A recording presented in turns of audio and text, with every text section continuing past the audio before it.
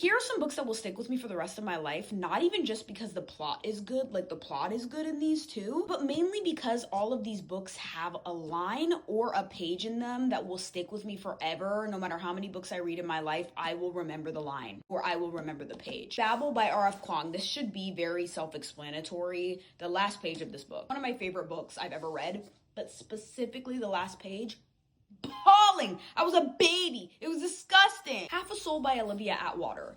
I wasn't expecting this to have as many heavy-hitting lines in it as it did, but it really hit. Incomparable. Sally Rooney's Beautiful World, Where Are You?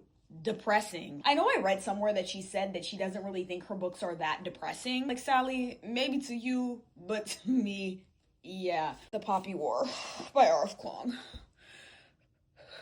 Beach Read by Emily Henry. I have been seeing way too many people on my timeline saying that they think this book is boring. This is not a safe space for that. What had me sobbing in this wasn't even the romantic relationship. It was some realizations that the main female character makes about her familial relationship. Vari McFarlane's Just Last Night. All of these tabs, lines that ruined me, devastated, crying, sobbing, a mess, on the ground. The way that she depicts grief in here.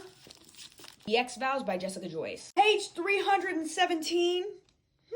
A word.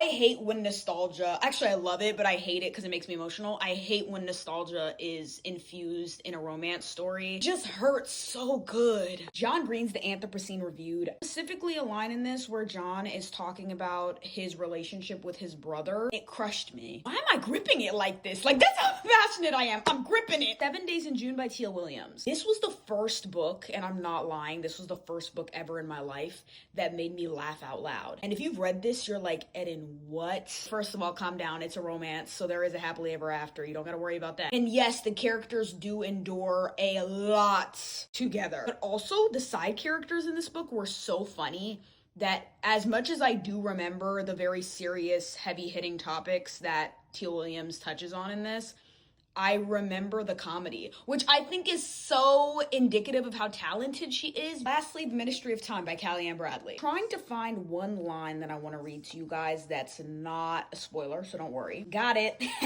We used once again the word assimilation, but instead of survival, we meant a sort of sublimation, a permeable boundary between the individual and the world they'd entered.